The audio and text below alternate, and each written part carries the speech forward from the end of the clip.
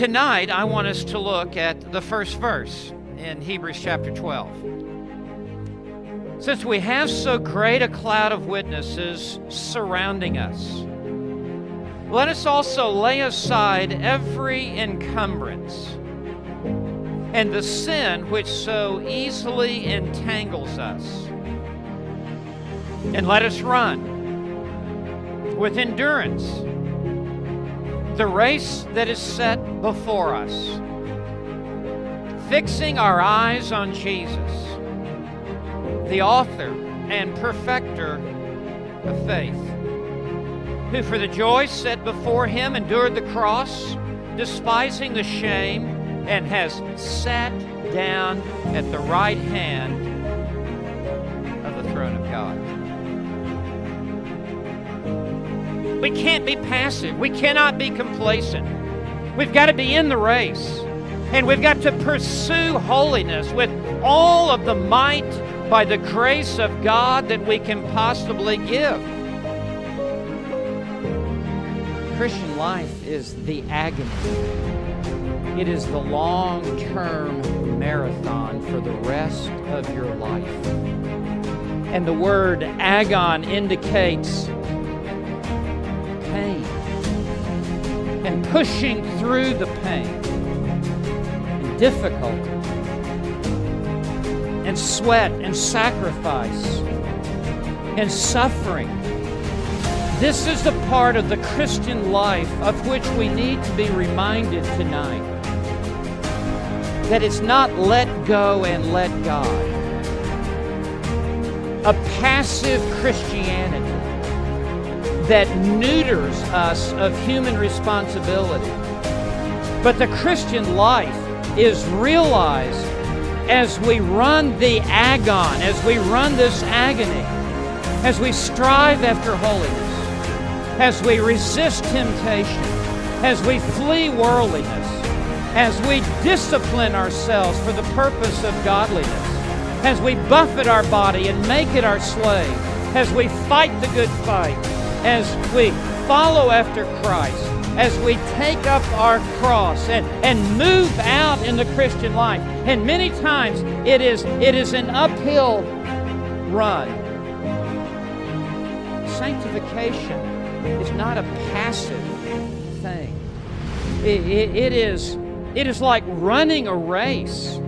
It involves our pressing on to what lies ahead, to widening our stride and picking up our pace and pumping our knees and pressing through the pain.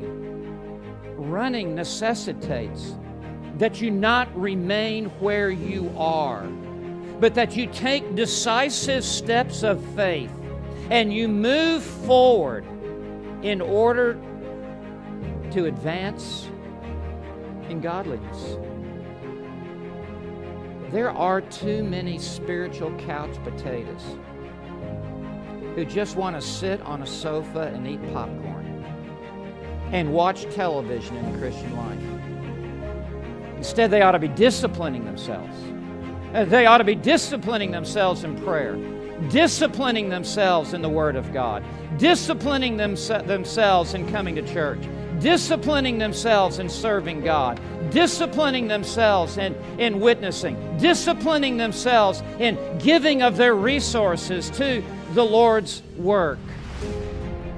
This running involves laboring in prayer, digging into the Word, soul-searching to apply the Word of God to our lives, repenting of sin, uprooting roots of bitterness, resisting temptation, staying on track, shedding excess weight, mortifying the flesh.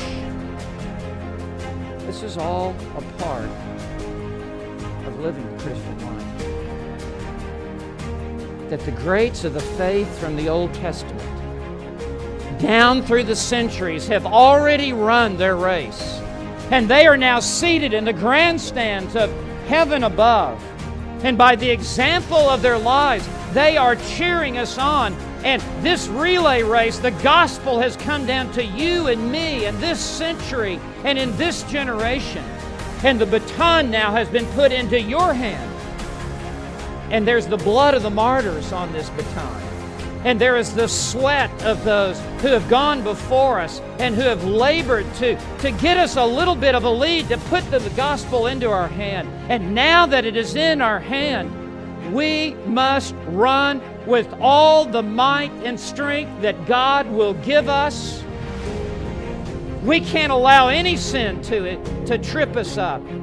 And this is no time to be running with excess baggage and excess weight. It's time to let this world go and to go for God and to run the race that is set before us.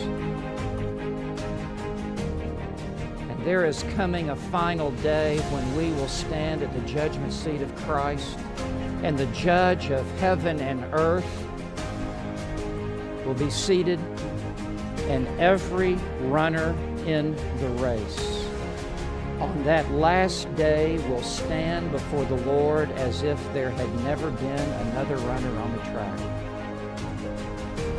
And our entire life will come under review. No sin will appear in that day, but how we ran the race will be the subject of that examination. Did we pursue holiness? Did we turn our back to the world?